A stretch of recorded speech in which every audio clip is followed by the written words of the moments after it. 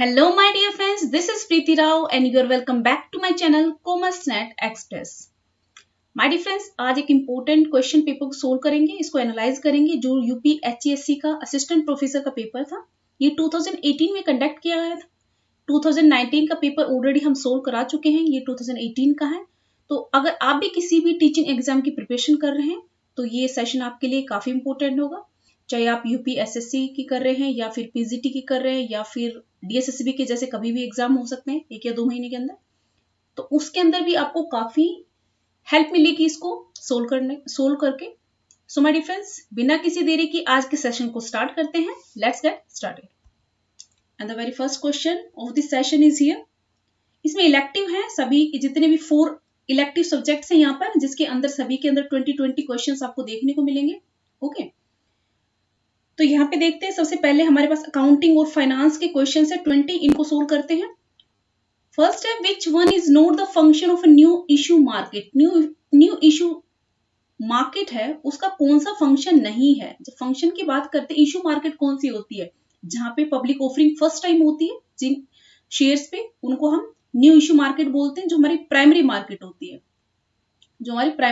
होती है, उसको हम क्या बोलते हैं, न्यू इशू मार्केट बोलते हैं। तो देखिए, और इसके अंदर ऑर्गेनाइजेशन होती है सिक्योरिटीज की, यस, इसके अंदर अंडरराइटिंग भी होती है सिक्योरिटीज की, डेफिनेटली होती है, और डिस्ट्रीब्यूशन भी होता है, लेकिन एडमिनिस्ट्रेशन ऑफ द सिक्योरिटीज ये नहीं होता इसका फंक्शन। नेक्स्ट क्वेश्चन है 82। हिंदी के जो स्टूडेंट्स है हिंदी देख लीजिएगा। ओके, नेक्स्ट है, विच centre is not established in responsibility accounting. कहता है इनमें से कौन सा जो सेंटर होता है रेस्पॉन्सिबिलिटी अकाउंट में, वो एस्टेब्लिश नहीं किया जाता है। इसके अंदर रेवेन्यू है, बजट है, इन्वेस्टमेंट है, प्रॉफिट। तो इसमें कौन सा है हमारा जो नहीं किया जाता, वो है बजट। ओके, इसके अलावा revenue, investment and profit centres होते हैं। अब बात करते हैं रेस्पॉन्सिबिलिटी अकाउंटिंग होती क्या है। इसके अंदर जैसे वही है जो हम एक किसी मैनेजर को या फिर किसी डिपार्टमेंट को रेस्पॉन्सिबिलिटी दे देते हैं उस पर कंट्रोल करने की, चाहे वो कोस्ट सेंटर से रिलेटेड कंट्रोल हो, रेवेन्यू से हो, प्रॉफिट सेंटर से हो या इन्वेस्टमेंट सेंटर से हो। तो उस पर्टिकुलर मैनेजर या एम्प्लॉय की रेस्पॉन्सिबिलिटी होती है कि वहां पे कंट्रोल करना। ठीक है, चाहिए जैसे कोस्ट सेंटर पे कॉस्ट कंट्रोल करने के लिए किसी को रेस्पॉन्सिबिलिटी दी गई और वो उस पर पूरा एफिशिएंटली काम कर रहा है, तो उसका कोस्ट सेंटर होगा। ठीक है, आगे बढ़ने से पहले आपसे इंफॉर्मेशन देना चाहती हूँ, इसका पीडीएफ फाइल जो मैं करा रही हूँ, इसका पीडीएफ फाइल आपको मेरी टेलीग्राम चैनल पर मिलेगा, और सॉल्यूशन आपको जितने भी पेपर मैंने सोल्व कराए हैं उनका सभी का सॉल्यूशन कहां मिलेगा, यूट्यूब चैनल पर। ठीक है, 83 क्वेश्चन है, first private sector mutual fund in India. जो म्यूचुअल फंड के अंदर जो फर्स्ट प्राइवेट सेक्टर था वो कौन सा था, तो वो कौन सा था, कोठारी पायोनियर। ओके, इसके बाद है कोशों के समस्त साधनों से पूंजी की लागत को कहा जाता है। Cost of capital from all the sources of fund is gold. जितने भी सोर्सेज हैं फंड के, चाहे इक्विटी से है या डेट से है, उन सभी को मिलाकर जो हम वेटेड एवरेज कॉस्ट निकालते हैं उसको क्या कहा जाता है, उसको कहते हैं हम कंपोजिट कॉस्ट। इसके बाद है, which one of the following is not an accounting software. कह रहे हैं इसमें देखिए दोनों में थोड़ा हिंदी में इंग्लिश में दोनों में लैंग्वेज चेंज है। निम्नलिखित में से लेखांकन सॉफ्टवेयर कौन सा है, इसमें तो कौन सा है पूछा है और इसमें कौन सा नहीं है ये पूछा है। तो हम इंग्लिश की बात कर लेते हैं। इसके अकॉर्डिंग, क्योंकि जो हमें क्वेश्चन पेपर में मैंने जैसे पता है जहां तक कि इसमें ये कहा गया था कि थोड़ी बहुत भी त्रुटि अगर होती है तो हम किसके अकॉर्डिंग जाएंगे, इंग्लिश लैंग्वेज के साथ जाएंगे। ठीक है, तो हम इंग्लिश का देखेंगे, विच one of the following is not an accounting software. तो देखिए टैली भी होता है, मिरेकल भी होता है। प्रॉफिट की बात करें तो प्रॉफिट कोई भी सॉफ्टवेयर ऐसा नहीं है, तो राइट ऑप्शन क्या रहेगा आपका, profit. Next question is here 86, which one of the following term is used to represent the proportionate relationship between debt and equity. Question is saying कौन सी टर्म है जो हम यूज करते हैं किसके लिए, दो चीजों के बीच में रिलेशनशिप बताने के लिए, डेब्ट एंड इक्विटी। कौन है वो, क्या कॉस्ट ऑफ कैपिटल है, एसेट स्ट्रक्चर है, कैपिटल बजटिंग है। तो माय डियर फ्रेंड्स, वो कौन सी होती है, कैपिटल स्ट्रक्चर की। कंपनी का कैपिटल स्ट्रक्चर क्या है, किस रेशियो में डेट और इक्विटी यूज करने लग रहा है, तो हम क्या करते हैं, कैपिटल स्ट्रक्चर बनाते हैं। Now 87, when a company takes over another one and clearly becomes a new owner, the action is called। जब एक कंपनी है, एक कंपनी जब किसी दूसरी कंपनी को क्या कर लेती है, एक्वायर कर लेती है, उसके न्यू ओनर बन जाती है, तो उस एक्शन को क्या कहते हैं? उसको क्या कहते हैं? एक्विजिशन बोलते हैं। उसको टेक ओवर कर लिया है। Okay, now 88, in India dash has a predominant share in the डेब्ट मार्केट। इंडिया के अंदर जो प्रीडोमिनेंट शेयर है किसका? डेब्ट मार्केट के अंदर सबसे ज्यादा प्रभाव किसका है? तो माय डिफरेंस वो किसका है? गवर्नमेंट सिक्योरिटी का, क्योंकि ये क्या होती है? सिक्योर्ड होती है ना, सबको इस पर विश्वास है। तो प्रोमिनेंट जो डोमिनेंट है वो किसका है? डेब्ट मार्केट का, सॉरी गवर्नमेंट सिक्योरिटी का। नेक्स्ट क्वेश्चन है 89, the rate of discount at which NPV of a project becomes zero is also known as. कहता है ऐसा रेट ऑफ डिस्काउंट जिसके ऊपर एनपीवी की वैल्यू, किसी प्रोजेक्ट की एनपीवी की वैल्यू जीरो हो जाती है, तो उसको कौन सा आपका टूल है, मेथड है? तो माय डिफरेंस वो कौन सा है? Internal rate of return. Okay, next question is stock exchange is a, जो हमारा स्टॉक एक्सचेंज है वो क्या है? एक स्टेट सब्जेक्ट है, रीजनल या सेंट्रल है? तो माय डिफरेंस वो क्या है? हमारा सेंट्रल सब्जेक्ट है। स्टेट का इसके ऊपर कोई मतलब इसके कोई अधिकार नहीं है, ये सारा सेंट्रल सब्जेक्ट है मीन्स। इसके बाद है 91, accounting for amalgamation of a company is done as per. जो हमारा इसमें पूछ रहा है कि अकाउंटिंग जो करते हैं किसकी? Amalgamation of the companies. अगर हम कंपनीज का अमलगमेशन कर लेते हैं, उसके लिए जो अकाउंटिंग की जाती है, तो उसके लिए कौन सा अकाउंटिंग स्टैंडर्ड अपनाया जाता है? तो उसको किसको फॉलो करेंगे? Accounting standard 14। 92, the statistical tool used to measure a company's risk. एक कंपनी का जो रिस्क फैक्टर है ट्रेड ऑफ का, तो उसको मेजर करने के लिए जो स्टैटिस्टिकल टूल यूज किया जाता है वो कौन सा होता है? तो कौन सा होता है? Variance. Okay, next is 93, the world's first electronic stock market is. दुनिया की पहली इलेक्ट्रॉनिक स्टॉक मार्केट कौन सी थी या है? तो माय डिफरेंस देखिए, जो हमारे एनएससी है, नेशनल स्टॉक एक्सचेंज, ये कब आया था?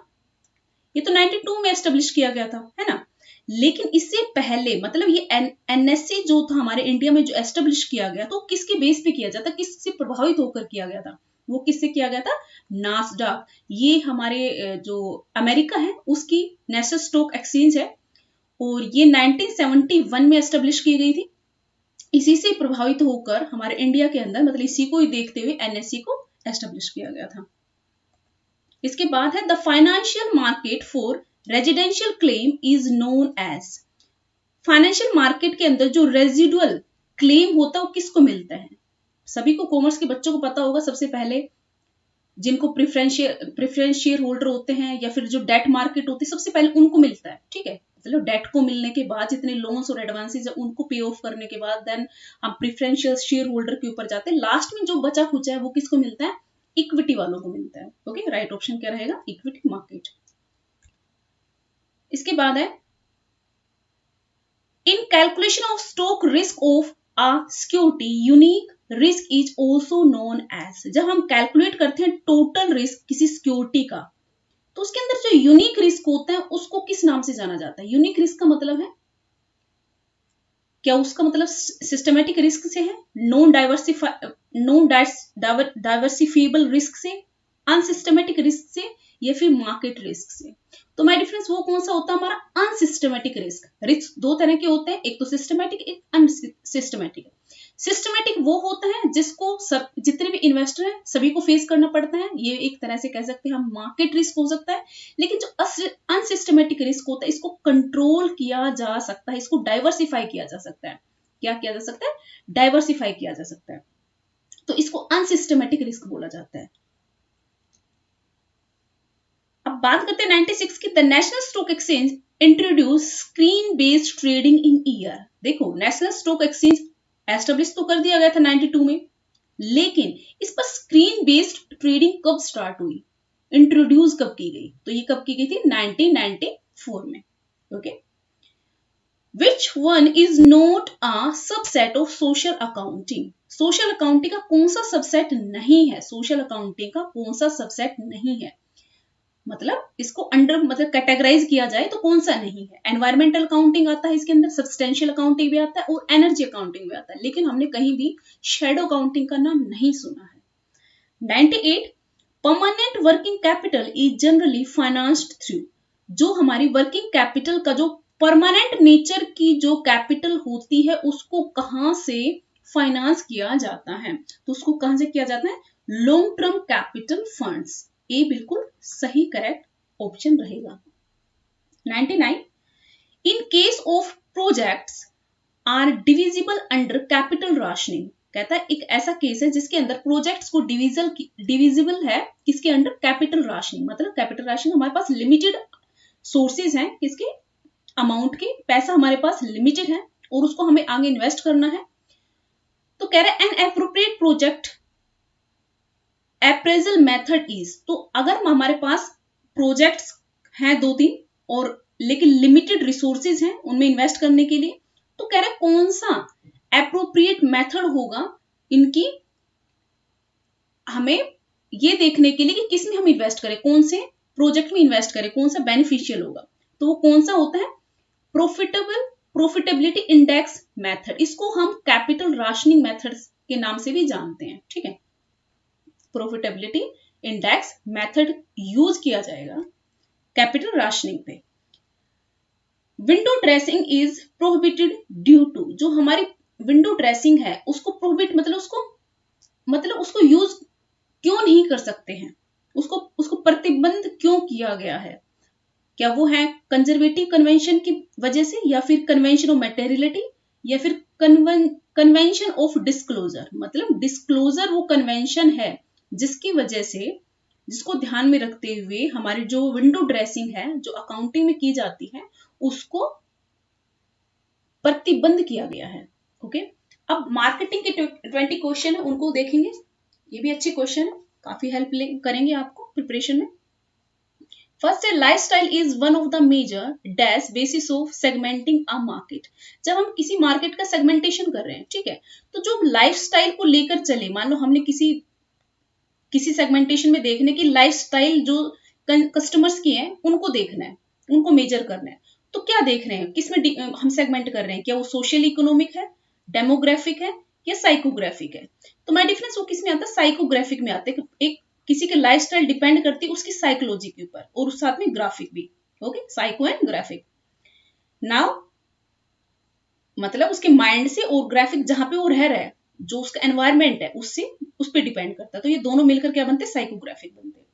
82 online marketing is associated with, जो हमारी ऑनलाइन मार्केटिंग किससे एसोसिएटेड है, सेगमेंटेशन से, डिस्ट्रीब्यूशन से, प्रोडक्ट लाइफ साइकिल से, पैकेजिंग से, तो आप इनको बहुत इजीली देख सकते हैं, सेगमेंटेशन से ऑनलाइन मार्केटिंग एसोसिएटेड नहीं है, प्रोडक्ट लाइफ साइकिल से भी नहीं, पैकेजिंग से भी नहीं, वो किससे, डिस्ट्रीब्यूशन से, ठीक है। अब है penetration price is, penetration price का मतलब क्या है, पेनिट्रेशन ये हमारे मार्केटिंग का क्वेश्चन है, पेनिट्रेशन ऑफ द प्राइस, तो इसका मतलब है चार्जिंग हाई प्राइस या फिर चार्जिंग लो प्राइस, तो जब हम पेनिट्रेट करना चाहते हैं मार्केट को, मार्केट के अंदर ज्यादा से ज्यादा हम शेयर करना चाहते हैं, ग्रैब करना चाहते हैं मार्केट के लिए, तो मार्केट के लिए, उस मार्केट के लिए हम अपना प्रोडक्ट का प्राइस लो रखते हैं पेनिट्रेट करने के लिए, okay. Now 84 physical distribution provides, जो हमारा फिजिकल डिस्ट्रीब्यूशन है वो क्या प्रोवाइड करता है, place utility, time utility, form utility या फिर प्लेस एंड टाइम यूटिलिटी, तो दोनों ही इसके अंदर दोनों की उपयोगिता होती है। इसके बाद है which element of promotion mix do wholesaler generally apply to obtain their promotional objective, तो सबसे पहले हमें क्या देखते हैं, प्रमोशनल मिक्स कौन यूज कर रहा है, होलसेलर यूज कर रहा है, तो की पॉइंट्स को यहाँ पे पकड़िए, तो कौन सा होलसेलर इनमें से कौन सा प्रमोशनल मिक्स यूज करता है, किसके लिए, ऑब्टेन देयर प्रमोशनल ऑब्जेक्टिव्स, तो क्या एडवर्टाइजमेंट करके, पर्सनल सेलिंग या डायरेक्ट सेलिंग, तो प्रमोशन मिक्स जो होलसेलर का होता है वो क्या है, ट्रेड प्रमोशन कर। Which concept of marketing is based on assumption that superior product sell themselves। कहता मार्केटिंग का कौन सा कॉन्सेप्ट है जो बेस्ड है कौन से एजम्पशन पर? उसका एजम्पशन है कि जो अच्छा प्रोडक्ट होता है, जो सुपीरियर प्रोडक्ट होता है, वो खुद को सेल करता है, वो अपने आप ही लोग उससे अट्रैक्ट हो जाते हैं, एक बार यूज करते हैं, बार बार यूज करते हैं, वर्ड टू माउथ भी चलता है, लोग उसकी प्रेज करते हैं, एक के बाद दूसरे को भी बताएंगे कि ये प्रोडक्ट बहुत अच्छा, मैंने यूज। जैसे आप गर्ल्स में तो क्या होता है, कॉस्मेटिक की बहुत ज्यादा बातें होती है ना, कॉस्मेटिक हो, ड्रेसेस हो, तो इसकी बातें बहुत होती है कि वो वाला प्रोडक्ट यूज कर बहुत अच्छा है, इस तरह से। तो जो सुपीरियर प्रोडक्ट्स हैं वो अपने आप को बेचते हैं, वो कौन सा किस पर बेस्ड है? वो प्रोडक्शन पर बेस्ड है, मार्केटिंग पर, या सोसाइटल पर, या फिर प्रोडक्ट पर? जब प्रोडक्ट खुद को बेच रहा है तो ऑब्वियस सी बात है किस पर बेस्ड है? प्रोडक्ट पर। Which subject is element to the study of consumer behaviour? कह रहा है इनमें से कौन सा सब्जेक्ट रहेगा रेलिवेंट किसके लिए? हम कंज्यूमर बिहेवियर को स्टडी कर रहे हैं उसके लिए। इकोनॉमिक्स, सोशियोलॉजी या साइकोलॉजी? तो मेरे कंज्यूमर बिहेवियर सिर्फ एक ही फैक्टर नहीं होता, आप किसी एक फैक्टर के ऊपर किसी कंज्यूमर के बिहेवियर की स्टडी नहीं कर सकते, बहुत सारे फैक्टर्स होते हैं, उन सब पर किया जाता है। तो इनमें ये तीन भी है, इकोनॉमिक्स, सोशियोलॉजी और साइकोलॉजी। इसके बाद 88 public distribution system related to. जो पब्लिक डिस्ट्रीब्यूशन सिस्टम है वो किससे रिलेटेड है? मार्केटिंग सिस्टम से, इंडस्ट्रियल रिलेशनशिप, रिटेल सिस्टम, या फिर सेलिंग? तो बताइए ये किससे है? इंडस्ट्रियल पब्लिक डिस्ट्रीब्यूशन की बात कर रहे हैं यहाँ पे। तो माय डियर फ्रेंड्स ये है रिटेल सिस्टम से, है ना, रिटेलिंग सिस्टम। पब्लिक डिस्ट्रीब्यूशन का मतलब पब्लिक तक आप सामान पहुंचा रहे हो, तो ऑब्वियस सी बात हम कहां से लेते हैं? हम जनरली हम अपने आप से लेते हैं, हम एज ए कस्टमर अपने आप को देखते हैं, रिटेल स्टोर पे जाते हैं, रिटेलिंग सिस्टम से। नाउ इसको रिटेलिंग बोलते हैं। In India which pricing practice is not permissible? India के अंदर कौन सा प्राइसिंग सिस्टम है जो जिसको परमिशन नहीं है, अनुमति नहीं है? पेनिट्रेटिंग प्राइसिंग यूज किया जाता है, स्कीमिंग भी यूज किया जाता है, लेकिन प्रीडेटरी प्राइसिंग यूज नहीं किया जाता इंडिया के अंदर, क्योंकि ये हमारे जितने भी डोमेस्टिक जो हमारे मार्केटर्स होते हैं या प्रोड्यूसर होता है उनको डिस्ट्रॉय कर सकता है, इसलिए ये प्रोहिबिटेड है। 90 which segmentation approach is the most compatible with the spirit of the marketing concept? कह रहा है कौन सा सेगमेंटेशन अप्रोच मोस्ट मतलब सबसे अच्छा रहेगा किसके लिए? जब मार्केटिंग कॉन्सेप्ट की बात करते हैं तो क्या बेनिफिट्स साउट है, सोशल क्लास है, इनकम है, या फैमिली साइज है? तो देखिए अगर आपको प्रॉफिट कमाना है किसके बेस के ऊपर? मार्केटिंग कॉन्सेप्ट पे, तो डेफिनेटली आप देखेंगे एक जो प्रोड्यूसर उसका बेनिफिट क्या है और साथ में एक कस्टमर का भी बेनिफिट कहां पे है। तो ये दोनों ही चीजें किसमें देखी जाएंगी? बेनिफिट साउट में, दोनों को फायदा होना चाहिए। ओके, अब है who coined the term marketing myopia? ये थोड़ा रॉन्ग है, ये मायोपिया वाई होना चाहिए यहाँ पे। तो कह रहा है इसमें किसने मार्केटिंग मायोपिया को दिया, किसने कॉइन किया? फिलिप कोटलर ने, या फिर कीथ डेविस ने, इसके बाद है थियोडोर लेविट ने, या फिर विलियम स्टैंटन ने? तो माय डियर फ्रेंड्स ये किसने दिया था? ये दिया था मार्केटिंग मायोपिया लेविट ने दिया था। इनका मतलब मार्केटिंग मायोपिया का मतलब है कि आपकी नैरो साइट है, मतलब आप केवल अपने प्रोडक्ट को सेल करने की सोच रहे हो कि जो आपने बना दिया सिर्फ वो सेल करना। आप मार्केट में किसको क्या चाहिए, मतलब आप कस्टमर के पॉइंट ऑफ व्यू से नहीं देख रहे हो, आप सिर्फ अपने प्रोडक्ट के पॉइंट ऑफ व्यू से देख रहे हो, तो क्या होता है marketing myopia. 92 4P concept of marketing was given by? जो हमारी विपणन की 4P की अवधारणा थी वो किसने दी थी? नील बोर्डन ने, फिलिप कोटलर ने, या मैकार्थी ने? तो माय डियर फ्रेंड्स वो किसने दी थी? मैकार्थी ने दी थी। 4P product, price, place and promotion. इसके बाद है 93 in the history of marketing when did production concept period ended? देखिए जो हमारे बहुत सारे पीरियड्स आए मार्केटिंग के हिस्ट्री में, जैसे कि प्रोडक्शन, प्रोडक्ट, सेलिंग, उसके बाद जो आज के टाइम में मार्केटिंग कॉन्सेप्ट चल रहा है। तो कह रहा है कि जो पीरियड था प्रोडक्शन कॉन्सेप्ट का, कि मतलब प्रोडक्शन कॉन्सेप्ट का मतलब जब प्रोड्यूसर ने सोच लिया कि हमने बस जो अवेलेबल करा देंगे लोग उसी को खरीदेंगे, राइट? मार्केट में जो हम प्रोडक्ट अवेलेबल करा देंगे वही लोग खरीदेंगे, तो वो कॉन्सेप्ट कब एंड हुआ? तो ये कब हुआ हमारा? ऑलमोस्ट 1920 डिकेड के बाद। ओके, नेक्स्ट क्वेश्चन है the fifth P marketing as stated by the Philip Kotler. देखिए जो हमारी मार्केटिंग मिक्स के 4 पीज हमने देखे, product, price, place and promotion. तो कह रहे हैं फ्लिप कोटलर ने एक और दी थी, इन 4 में एक और को ऐड किया, तो वो कौन सी ऐड की? क्या वो परसिस्टेंट है, प्रोसेस है, पर्पस या पीपल है? तो कौन सी है? पीपल है। एक बार आप यहाँ पे देख लीजिएगा। 4 पीस तो मैकार्थी ने दे दिए थे, product, price, place and promotion. लेकिन जो फिफ्थ था ये किसने बताया, सजेस्ट किया? ये हमारे फ्लिप कोटलर थे, इन्होंने सजेस्ट किया। ठीक, इसके अंदर पीपल में service provided, attitude, customer services, appearance and employees portrayal. ये पीडीएफ फाइल के साथ आपको सब कुछ मिलेगा अटैच्ड। ओके, 95 देख लेते हैं। Testing before launching a product is known as. आप कोई प्रोडक्ट डेवलपमेंट कर रहे हो, लेकिन प्रोडक्ट मार्केट में उतारने से पहले एक बार आप टेस्टिंग करना चाहते हो, मतलब सैंपल की तरह एज ए कि अपने प्रोडक्ट थोड़ा सा प्रोड्यूस किया सैंपल की तरह और उसको डिस्ट्रीब्यूट कर दिया रिटेलर्स में और कस्टमर्स में। क्यों किया? क्योंकि आप मार्केट को टेस्ट करना चाह रहे थे, मतलब टेस्टिंग करना चाह रहे थे, ये देखना चाह रहे थे कि आप लोगों का इस पर क्या अटेंशन रहेगा या नहीं रहेगा, इंटरेस्ट दिखाएंगे या नहीं दिखाएंगे। ठीक है, तो उसको क्या कहते हैं? ऐसे टेस्ट बोलते हैं, मार्केट टेस्ट बोलते हैं, कॉन्सेप्ट टेस्ट बोलते हैं, या फिर टेस्ट मार्केटिंग बोलते हैं। तो माय डियर फ्रेंड्स, ये टेस्ट मार्केटिंग में आता है। ये एक प्रोडक्ट डेवलपमेंट का एक स्टेप है जो टेस्ट मार्केटिंग के नाम से जाना जाता है। नाउ 96 मार्केटिंग यूनिट वॉज, ये यूनिट नहीं होना चाहिए, मिक्स होना चाहिए। Marketing mix was propounded bye. देखिए जो हमारा मार्केटिंग मिक्स के 4 पीस थे मैकार्थी ने दिए थे, लेकिन कहते जो मार्केटिंग मिक्स जो वर्ड आया था वो किसने प्रोपाउंड किया था? NH गॉर्डन ने किया था, या फिर स्टंटन ने किया था, या फिर फ्लिप कोटलर ने, या फिर W एंडरसन ने। तो माय डियर फ्रेंड्स, ये किसने दिया था? A NH गॉर्डन ने। ठीक है, याद रखिएगा। अब है when market is price sensitive a firm adopt. मान लीजिए कोई मार्केट है वो काफी सेंसिटिव है, किसके ऊपर? प्राइस के ऊपर। मान लीजिए किसी एक ऐसा इंडस्ट्री जिसके अंदर प्रोडक्ट का प्राइस अगर आप थोड़ा सा भी ज्यादा कर देते हो तो आपकी सेल नहीं होगी, तो क्या है? प्राइस सेंसिटिव है। तो आपसे किसके ऊपर ज्यादा ध्यान देंगे, किस पे स्ट्रेटेजी बनाएंगे? कॉस्ट लीडरशिप पे, प्राइस लीडरशिप पे, फोकस लीडरशिप, या no any strategy? My difference, नया प्रोडक्ट लेके आएंगे और उसमें प्राइस लीडरशिप दिखाएंगे तो ऑब्वियस सी बात है जो सस्ते सेल हो रहे हैं वो बिकेंगे।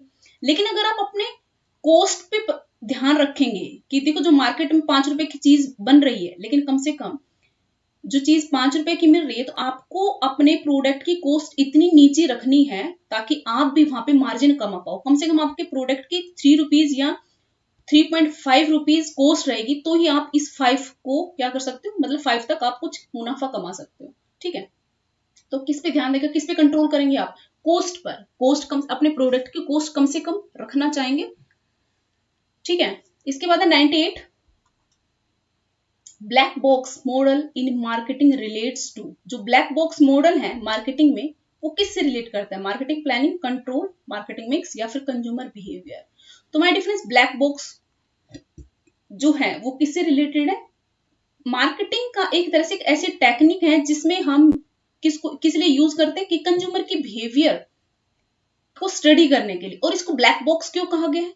क्या बात, इसको इसलिए बोला है कि एक इंसान की माइंड को पढ़ना बहुत मुश्किल है, इसके अंदर क्या चल रहा है। तो एक कंज्यूमर की माइंड को क्या बोला गया? ब्लैक बॉक्स माना गया।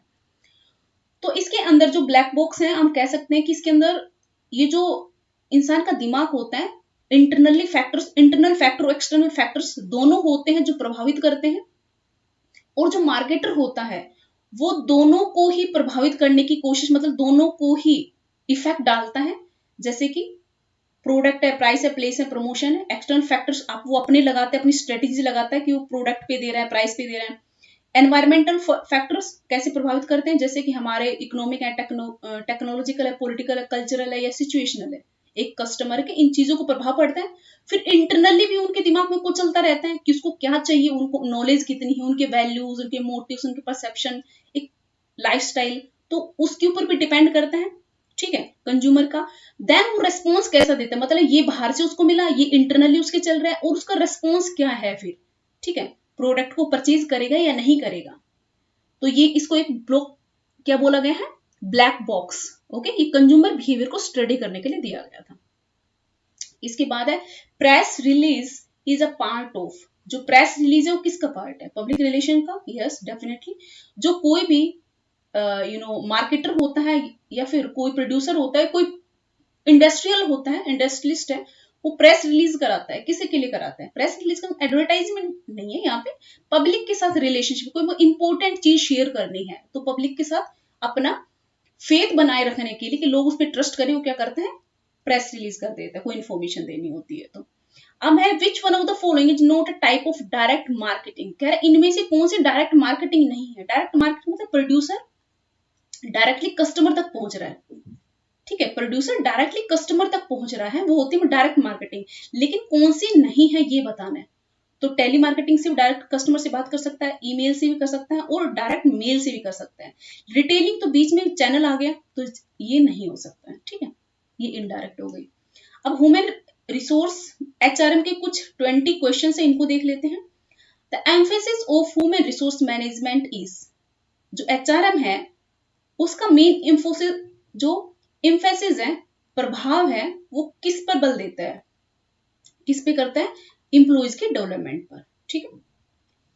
अगर डेवलपमेंट होगा तो ऑब्वियस सी बात है जो उनका ऑर्गेनाइजेशन अच्छा वर्क करेगा, एफिशिएंटली वर्क करेगा। Now 82 the mechanism to identify employees growth potential is done through, आप एक ऐसा मैकेनिज्म जो आइडेंटिफाई करता है कि जो उसके खुद के इंप्लॉइज हैं वो कितना ग्रो कर सकते हैं, उनके अंदर कितना पोटेंशियल, वो कैसे करेगा, कैसे आइडेंटिफाई करेगा, कौन से मैकेनिज्म से? कि फिर जॉब एनरिचमेंट से, इवेल्युएशन से, पोजीशन डिस्क्रिप्शन से, या फिर जॉब असेसमेंट सेंटर से। तो माय डिफरेंस वो किससे होगा? जॉब असेसमेंट सेंटर से। 83 विच of the following step comes first selection process, अगर हम रिक्रूटमेंट के बाद सिलेक्शन करते हैं तो उस सिलेक्शन प्रोसेस के अंदर फर्स्ट स्टेप क्या होता है? तो माय डिफरेंस आपके पास जब आपने सिलेक्ट कर ले कि इन लोगों का इंटरव्यू लेना है, मतलब बहुत सारे लोग रिक्रूटमेंट के फेज में बहुत सारे लोग आपके पास एप्लीकेशन डाल देते हैं, लेकिन उनमें से कुछ सिलेक्ट करने के बाद सबसे पहले आप क्या करते हैं? आप इंटरव्यू लेते हैं, जिसको प्रीलिमिनरी इंटरव्यू बोला जाता है। ये फर्स्ट स्टेप होता है। Who has developed the system approach of industrial relation, बात करें इंडस्ट्रियल रिलेशन के सिस्टम अप्रोच की तो किसने डेवलप किया? देखिए जो याद करके जाना इनको, इंडस्ट्रियल रिलेशन के 5 से 6 रिलेशन वो है अप्रोचेस हैं, जिसके अंदर एक जो है फर्स्ट लेवल की सिस्टम अप्रोच है। तो ये किसने दी थी? ये दी थी जॉन डुलॉप ने, डनलप जो भी है। ये देख लीजिए यहाँ पे टेस्ट मिलेगा पीडीएफ के साथ ही आपको। System approach was developed by किसने? जॉन डनलप ने दी थी 1958 में। इनके अकॉर्डिंग क्या कहा है कि एक जो कोई भी एम्प्लॉय है वो सिर्फ एक उसको प्रभावित करने के लिए एक ही फैक्टर नहीं है, ठीक है, वो उसके बिहेवियर और उसके एक्शन है वो किसके ऊपर शेप किए जाते हैं? उसके कल्चर और सोसाइटी से। ओके, उसी के ऊपर बताया गया है कि जो एनवायरमेंटल फोर्सेस हैं वो कैसे टेक्नोलॉजी यूज कर रहा है, डिस्ट्रीब्यूशन पावर, सोसाइटी, इनको देखते हुए फिर उसके अंदर प्रोसेस होती है, मतलब जो फोर्सेस हैं ये प्रोसेस होकर फिर एक आउटपुट निकलता है, ठीक है। तो इसी पर बेस्ड है। ये किसने दिया था? डनलोप ने दिया था। इसके बाद है 85 टेक्निक्स ऑफ ट्रांसैक्शन एनालिसिस, जो हमारे ट्रांसैक्शन एनालिसिस होता है ये किसने डेवलप किया? ये भी काफी इंपॉर्टेंट है। ये किसने किया था? डायरेक्ट जंप करूंगी आंसर पे, जो किया था एरिक बर्न ने, ठीक है। ये किस पर? ये एक तरह साइकोलॉजिस्ट थे और ट्रांसैक्शन एनालिसिस जो थ्योरी इन्होंने दी थी ये एक तरह की थेरेपी थी, माइंड के थेरेपी के लिए ये यूज की जाती है ट्रांसैक्शन एनालिसिस। और इन्होंने जो ये फ्लूइड थे और एनरिक इरिक्शन थी, उन्हीं की थ्योरी को आगे उनके ऊपर काम करके उनसे प्रभावित होकर उन्होंने अपने कुछ थ्योरी दी थी, ठीक है, उसको ट्रांसैक्शन एनालिसिस कहते हैं। इसके थोड़े से कुछ यहाँ पे मैंने दे रखे हैं, कोई ज्यादा वैसा नहीं है, फैक्चुअल नहीं है, इनको जस्ट लर्न कर लीजिएगा, आपको मिल जाएगा इस पे अटैच्ड मिलेगा पीडीएफ फाइल के साथ। इसके बाद है 86 which one of the following method is not a demand forecasting method of human resource planning. जब ह्यूमन रिसोर्स प्लानिंग की जाती है तो कुछ डिमांड फोरकास्टिंग की जाती है, तो कह रहा कौन सा मेथड हम यूज नहीं करते हैं? देखिए मैनेजर जजमेंट भी देखा जाता है, वर्क स्टडी टेक्निक्स भी यूज की जाती है, स्टैटिकल टेक्निक्स भी यूज कर सकते हैं। कि जो मैनेजर ग्रिड है वो एक लीडरशिप स्टाइल है ना। तो राइट ऑप्शन करेगा, नोट पूछा है तो कौन सा होगा? मैनेजर और ग्रिड। इसके बाद 87, the major provision for employees health and safety are contained in, वो कौन सा प्रोविजन है जिसके अंदर एम्प्लॉइज की हेल्थ एंड सेफ्टी कंटेन्ड है। तो डियर माय डियर फ्रेंड्स, जो हमारा फैक्ट्रीज एक्ट 1948 आया था, इसके अंदर पूरा प्रोविजन दिया गया है कि आप वर्क प्लेस के ऊपर जो इम्प्लॉइज होंगे, वर्कर्स होंगे, उनकी हेल्थ और सेफ्टी कैसे ध्यान में रखनी होगी। क्योंकि जब हमारे देश आजाद हुआ उससे पहले जो हमारी फैक्ट्रीज होती उनकी कंडीशन बहुत खराब थी। कोई मर रहा है, मरने दो, इम्प्लॉइज की कंडीशंस खराब होती थी, उनको इंश्योरेंस नहीं था, उनकी सेफ्टी का ध्यान नहीं रखा जाता था। तो ये किस में आया? द फैक्ट्रीज एक्ट 1948 में आया। ठीक है, पहले कंपेंसेशन भी इवन नहीं मिलते थे। इसके बाद है which one of the following is not a major punishment. Major punishment कौन सा नहीं है पूछा है। तो देखिए, डिमोशन कर देंगे, सस्पेंशन कर देंगे, ट्रांसफर करेंगे, या फिर विद होल्डिंग ऑफ इंक्रीमेंट। देखिए, उनको इंप्लॉइज के हिसाब से आप देखेंगे, सस्पेंड कर देंगे, उसको डिमोशन कर देंगे, मतलब एक पहले मैनेजर था वो सुपीरियर बन गया, नहीं सबोर्डिनेट बन गया, तो ऑब्वियसली बात उसको तो बड़ा दुख होगा, तो एक मेजर पनिशमेंट होगा। या उसके इंक्रीमेंट को ही रोक दो, वो भी एक पनिशमेंट हैवी हो जाएगा। लेकिन ट्रांसफर करना एक मेजर पनिशमेंट नहीं माना जाएगा यहाँ पे, इन सब में, इन चार की बात करते हैं। तो नेक्स्ट क्वेश्चन देख लेते हैं। The method of training in craft, trades and technical areas is known as. हम ऐसा मेथड का वो कौन सा टेक्निक यूज करेंगे, कौन सा ट्रेनिंग का कौन सा मेथड यूज करेंगे जिसमें ट्रेड, क्राफ्ट और टेक्निकल एरिया में आते हैं। Visible training, vestibule training, mentoring, coaching या अप्रेंटिसशिप। अप्रेंटिसशिप का मतलब आपके ऊपर एक मास्टर होता है, जैसे कि प्लम्बर का काम होता है, ठीक है, टेक्नीशियन का काम होता है। तो क्या करते हैं, अपने उस्ताद से सीखते हैं, अपने नीचे वाले को सिखाता है, जो भी उसके साथ अंडर काम करते हैं वो 2-4 साल काम करते हैं, उससे अच्छे से प्रैक्टिस करते हैं, उसके जहां पे वो काम करता है वहां उसके साथ खड़े होते हैं, पेज पुर्जे पकड़ाते हैं। तो क्राफ्ट और ट्रेड, जब तक आपका कोई मास्टर नहीं होगा, जब अब तक आपको सिखाएगा नहीं, तो आप कैसे सीखेंगे। तो ये अप्रेंटिसशिप होगा। अब बात करते हैं 90 की। विच one of the following training method is not managerial on the job. तो कह रहा है वो कौन सा मेथड है जो ऑन द जॉब ट्रेनिंग नहीं है। Coaching, job rotation, action learning या फिर मैनेजमेंट गेम। तो देखिए, कोचिंग देंगे, जॉब रोटेशन देंगे, एक्शन देंगे, ऑन द जॉब होंगे, लेकिन जो गेम्स की बात करें मैनेजमेंट गेम की, वो ऑन द जॉब आप कोई ट्रेनिंग नहीं दे रहे हो इस पर। What are the operative function of the HRM. इसमें थोड़ा जोर मिला मुझे। देखिए, क्वेश्चन को पढ़ोगे तो ऑपरेटिव फंक्शन ऑफ एचआरएम, तो कह रहा है ऑर्गेनाइजिंग, कंट्रोलिंग या डायरेक्टिंग। तो ये तीनों ही इसके फंक्शन नहीं है, ऑपरेटिव फंक्शन ये तीनों ही नहीं है। तो हम क्या लगाएं इस पर। तो हम यहाँ मैं आपको दिखा देती हूँ जो एचआरएम के जो मैनेजर फंक्शन कौन कौन से आते हैं। Planning, organising, directing, controlling. Operative की बात करें तो कौन कौन से आएंगे। एक्विजिशन, मतलब रिक्रूटमेंट वगैरह, सिलेक्शन की बात करें, ट्रेनिंग डेवलपमेंट देंगे, मोटिवेट करेंगे, maintenance, remuneration, work condition, personal record, industrial relations and separation. ठीक है, ये हमारे ऑपरेटिव फंक्शन होते हैं। लेकिन यहाँ पे ऑपरेटिव फंक्शन कुछ मतलब ऑप्शन में ही नहीं है, तो हो सकता है ये कैंसिल आउट कर दिया गया हो, आई हैव नो आइडिया। अब बात है 92, which one is not a performance appraisal method. इनमें से कौन सा परफॉर्मेंस अप्रेजल मेथड नहीं है। 360 परफॉर्मेंस अप्रेजल, इसका नाम से ही पता चल रहा है। Balance score card, interview method या रैंक मेथड। तो देखिए, 360 में रैंक मेथड से भी, बैलेंस स्कोर कार्ड से। अब इंटरव्यू लेकर किसी का परफॉर्मेंस अप्रेजल कैसे कर सकते हैं, ये तो बिल्कुल ही रॉन्ग हो गया, हम इसको मानते ही नहीं है। ठीक है, तो क्या करेंगे, इंटरव्यू मेथड से परफॉर्मेंस अप्रेजल नहीं किया जा सकता है। इसके बाद है 93, job analysis provides information used for writing. Job analysis किया जाता है, ठीक है, एक जॉब के लिए, उसकी इंफॉर्मेशन कलेक्ट की जाती है, क्या राइट करने के लिए। तो देखिए, जॉब एनालिसिस के अंदर दो फैक्टर्स होते हैं, job description and job specification. ठीक है, तो यहां पे स्पेसिफिकेशन दे नहीं रखा, सिर्फ एक ही ऑप्शन है, जॉब डिस्क्रिप्शन। अब बात करते हैं 94 की। Performance appraisal means evaluating an employee performance related to. जब हम परफॉर्मेंस अप्रेजल करते हैं तो एम्प्लॉयज की कौन सी परफॉर्मेंस को देखते हैं, किसको इवेलुएट करेंगे। Establish goods, expectations from the work, fellow employees या फिर परफॉर्मेंस स्टैंडर्ड। तो देखो, इवेलुएट करना है किसी भी एम्प्लॉय की परफॉर्मेंस को, तो हमने जो ऑलरेडी पहले से स्टैंडर्ड बना रखे कि पर्टिकुलर जॉब से हम ये एक्सपेक्ट कर रहे हैं, ये स्टैंडर्ड है कि वो इतना तो वर्क करेगा ही करेगा, तो वो क्या है, किससे मैच करते हैं, उसकी परफॉर्मेंस स्टैंडर्ड से।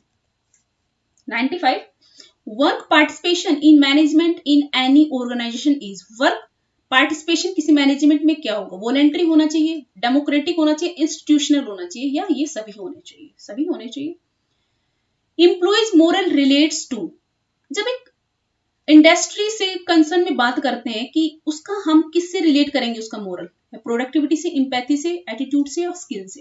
तो मतलब एक जो प्रोड्यूसर होता है या फिर इंडस्ट्रियलिस्ट होता है, मैनेजर होता है, उसका मेन मोटिव यही है कि जो एम्प्लॉय उन्हें रखा है उसकी प्रोडक्टिव अच्छी से अच्छी हो, तो उसी का मोरल हम रिलेट करते हैं उसकी प्रोडक्टिविटी से। What is the method used to determine wage differentials, कह रहे हैं वो कौन सा मेथड होगा जो यूज किया जाएगा determine the ways differentials, merit rating, job evaluation, job design.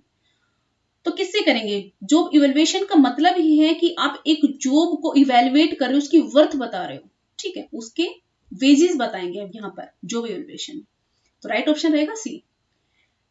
इसके बाद है चयन का अर्थ है, सिलेक्शन का मतलब क्या, एलिमिनेशन, राइट ऑप्शन क्या रहेगा, मतलब आपके पास 5 सामने इंप्लॉइज हैं, मतलब प्रभाव, मतलब जो अच्छे कैंडिडेट्स निकले वो हैं, उनमें से आपको सिलेक्शन करना है। सिलेक्शन करने के लिए आपको एलिमिनेट करना पड़ेगा, ठीक है, मान ली किसी एक को लेना तो 4 को एलिमिनेट करना पड़ेगा आपको। इसके बाद है सोशल सिक्योरिटी बेनिफिट इंक्लूड्स, जो सोशल सिक्योरिटी बेनिफिट क्या रहता है, annual bonus, old age pension. तो देखो सोशल बेनिफिट यही, ओल्ड एज जो पेंशन उसी से समझ गए, सोशल सिक्योरिटी मतलब किसी को सिक्योरिटी किससे मिलती है, जो ओल्ड एज में जो किसी को पेंशन मिल जाए तो एक तरह से सिक्योरिटी फील करता है सोशली, ठीक है, हमारे बुढ़ापा पेंशन जो मिलता है बुजुर्गों को। इसके बाद है which one of the following relates to performance appraisal, इनमें से कौन सा रिलेट करता है परफॉर्मेंस अप्रेजल से, task method, price method, link method या एमबीओ। एमबीओ क्या है हमारा, मैनेजमेंट बाय ऑब्जेक्टिव, ये परफॉर्मेंस अप्रेजल, क्योंकि इसके अंदर पहले ऑब्जेक्टिव दिए जाते हैं, उसके बाद जो ऑब्जेक्टिव उनका मतलब काम कंप्लीट होने के बाद एट द एंड उनकी जो ऑब्जेक्टिव थे उनको मेजर किया जाता है, तो वो क्या है, किस में रिलेट करते हैं, परफॉर्मेंस अप्रेजल से। अब इंटरनेशनल बिजनेस के भी 20 क्वेश्चन इनको देखते हैं। आसियान का गठन कब हुआ, आसियान का गठन कब हुआ माय डियर फ्रेंड्स, ये हुआ था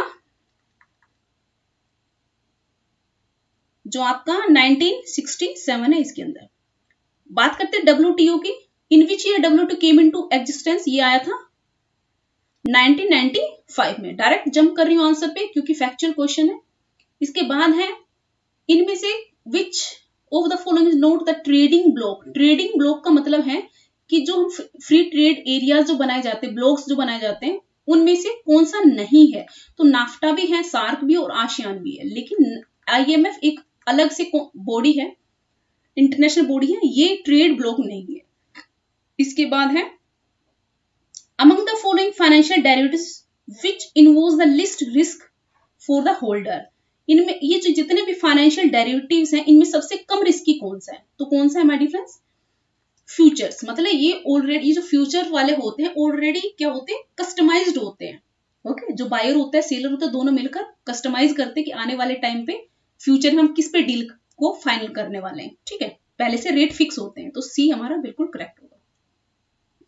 इसके बाद है विच of the following is used for international money transfer, international money transfer की बात करें तो कौन सा यूज किया जाता है, RTGS, ये दोनों ही किस पे हैं, हमारे डोमेस्टिक में यूज किया जाता है इंडियन खुद के लिए, लेकिन जो स्विफ्ट होता है वो क्या किया जाता है, इंटरनेशनल मनी ट्रांसफर के लिए यूज किया जाता है। तो यहाँ पे क्रक्स दे रखे हैं मैंने, इनको पढ़ लीजिएगा, ठीक है। नेक्स्ट पे चलते हैं। VSAT technology is first followed for online trading by, जो VSAT मतलब सैटेलाइट से रिलेटेड है, कौन सी टेक्नोलॉजी यूज की गई ट्रेडिंग के लिए, तो देखो हमारी NSE जो आई थी 1992 में, ऑब्वियस सी बात है इसी को सबसे पहले हमारी ये क्या थी, कंप्यूटराइज थी, तो इजीली आप इसका आंसर दे सकते थे। BSc तो बहुत बाद में बनी है, इसके आने के बाद मतलब। नेक्स्ट पे चलते हैं। Out of the following one is not related to WTO, WTO से बात करते हैं तो कौन सा रिलेट नहीं करता है, ये पूछा है। तो हमारे डिफरेंट स्ट्रीम्स भी होते हैं, ट्रिप्स भी होते हैं और मिनिस्ट्रियल कॉन्फ्रेंसेज इसमें होती है, लेकिन ट्राई नाम से कुछ भी ऐसे इसमें है नहीं। बात करते the companies globalise their operations through different means. एक कंपनी है वो अपने ऑपरेशंस को ग्लोबलाइज कर रही है, किस किस से कर सकती है, एक्सपोर्टिंग से कर सकती है, जॉइंट वेंचर से भी कर सकती है, और लाइसेंसिंग और फ्रेंचाइजी से भी कर सकती है। तो राइट ऑप्शन क्या रहेगा, D. Which of the following is not a function of foreign exchange market? इनमें से कौन सा फॉरेन एक्सचेंज मार्केट का फंक्शन नहीं है, ये पूछा है। तो क्रेडिट फंक्शन भी है, एक्सचेंज मार्केट में क्रेडिट फंक्शन भी होता है, हेजिंग भी होती है, ठीक है। इसके बाद है ट्रांसफर फंक्शन भी होता है, लेकिन स्टेबलाइजेशन ये फंक्शन इसका नहीं होता है। एडीआर और जीडीआर की बात कर लेते हैं। एडीआर और GDR investment are excellent mean of investment to invest in India. 4 जो एडीआर और जीडीआर के थ्रू इंडिया के अंदर कौन इन्वेस्ट कर सकता है, क्या वो एनआरआई कर सकता है, बिल्कुल कर सकता है। फॉरेन नेशनल्स भी कर सकते हैं, मतलब दूसरे देशों के लोग भी कर सकते हैं यहाँ पे इन्वेस्टमेंट। तो राइट ऑप्शन क्या रहेगा, सी रहेगा, ठीक है। एडीआर और जीडीआर के बीच में डिफरेंस दे रखे हैं कि एडीआर है, अगर आपको अमेरिका के अंदर अपने शेयर्स को ट्रेड करवाना है तो आपको एडीआर में रजिस्ट्रेशन कराना पड़ेगा, मतलब एडीआर मतलब अमेरिकन डिपोजिटरी रिसीट्स। और जीडीआर मतलब ग्लोबली आप ऑल ओवर द वर्ल्ड कहीं भी अपने शेयर या डेप्ट डिबेंचर उनको सेल या परचेज करना चाह रहे हो, तो ये इसके लिए आपको कहां पे करना पड़ेगा, जीडीआर में, ग्लोबली डिपोजिटरी रिसिप्ट। ये थोड़े से कम कॉस्टली होते हैं, इनके लाइबिलिटीज वगैरह लेस होती हैं, ये थोड़ा कॉस्टली लीगली इसके अंदर जितनी फॉर्मेलिटीज होती हैं ये थोड़ी महंगे होते हैं। जो एडीआर की बात करें, इसके अंदर कौन कौन से न्यूयॉर्क के जितने भी एनवाई न्यूयॉर्क स्टॉक एक्सचेंज है और नास्डाक है इसके अंदर आते हैं। इसके अलावा इसकी बात करते हैं जीडीआर की, तो इसमें कौन कौन से, लंदन स्टॉक एक्सचेंज आता है, लग्जमबर्ग स्टॉक एक्सचेंज आता है, या फ्रैंकफर्ट स्टॉक एक्सचेंज आता है। ओके, नाफ्टा के सदस्य कौन सा नहीं है, तो देखिए यूनाइटेड स्टेट, मैक्सिको और कनाडा ये तीनों ही वेस्टर्न कंट्रीज हैं। चाइना एशियन कंट्री है, तो आप वैसे भी इसका यहाँ पे मतलब इजीली लगा सकते थे, लेकिन फिर भी पता होना चाहिए। नाफ्टा नाम चेंज हो चुका है इसका 2020 के अंदर, ठीक है, अब इसका नाम नाफ्टा नहीं है। इसके अंदर कौन कौन सी कंपनी, यूनाइटेड स्टेट्स है, मैक्सिको और कनाडा, ये तीनों ही पड़ोसी देश हैं, और इनकी नाफ्टा का मतलब फ्री ट्रेड, इनके अंदर एग्रीमेंट हो रखा है कि आपस में फ्री ट्रेड करेंगे वो लोग।